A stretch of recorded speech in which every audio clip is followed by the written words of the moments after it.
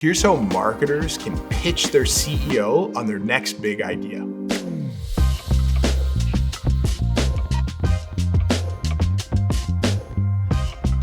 I've been in corporate marketing for years, and now looking back, man, did I have so many different things wrong. Now that I've created this business over the last 3 years, I've really zeroed in on what are the points that actually sell into a CEO. What are the C-suite buying from us, from marketing? How can I prove my value, and how can I get them involved in my program? And I've learned a number of different things that I've done wrong over my corporate career that I want to share with you today. So number one is understanding how the business works. Now, I was in corporate marketing for about 10 years, and I never ever spoke to a customer myself.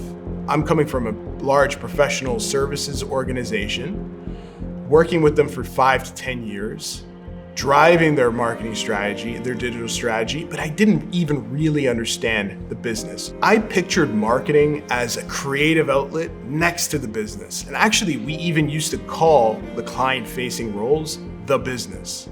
So we never saw ourselves as part of it. So if we had a big initiative coming up, yeah, of course, I could do some social marketing around that, turn the content into sound bites, do some advertising. I did all that for about 10 years without really fully understanding the business. Now that I'm in the business, I understand how key that step is to selling anything into a CEO or the C-suite.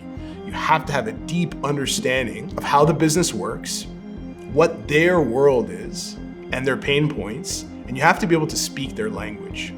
So, number one, before we get into the strategy, I would say that to any marketing communication professional, don't think of yourself as marketing. Think of yourself as a strategic instrument for the business to do business development. Understand it with depth before you think of your creative execution. Number two, speak their language. Now, it's related to number one. You can't do number two without doing number one. To sell into the C-suite, you have to elevate your vocabulary. So you have to talk about the things that are fundamental to the business, that are aligned with their objectives that they're already trying to achieve. So instead of saying reach of your campaign, talk about the scale. CEOs love scale. They're like getting more out of something that they're putting in. Instead of talking about reach on social media, talk about adding scale and visibility to the business. Talk about adding scale to their reputation. Instead of just producing their internal presentation once and reaching 100 people, talk about putting that online and seeing the scale of that presentation reaching 100,000. Another example, don't say social media. Don't talk about marketing. Talk about your go-to-market strategy. It elevates your positioning and it aligns with what you're really trying to achieve with your program. Number three is a big one, engage their emotions. Now, most of us think that CEOs and executives make decisions based off of facts, figures, and data, and that's very true. But when it comes to marketing and communications, they're consumers just like us. They buy with emotion, and they're also highly competitive. So you want to tap into that competitive nature. So rather than putting stats, the latest research says XYZ CEOs buy this, they never move the needle.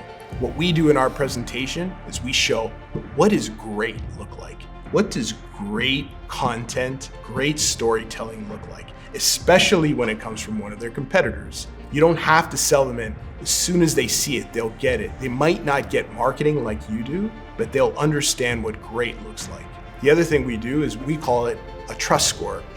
And before we pitch a leader, we analyze their effectiveness on social media compared to their competitors. And there's nothing that gets them going like some competitive nature. And when they see Bob, the CEO of their competitor, is in spot number 1 and they're number 5, nothing gets them going like a little healthy competition.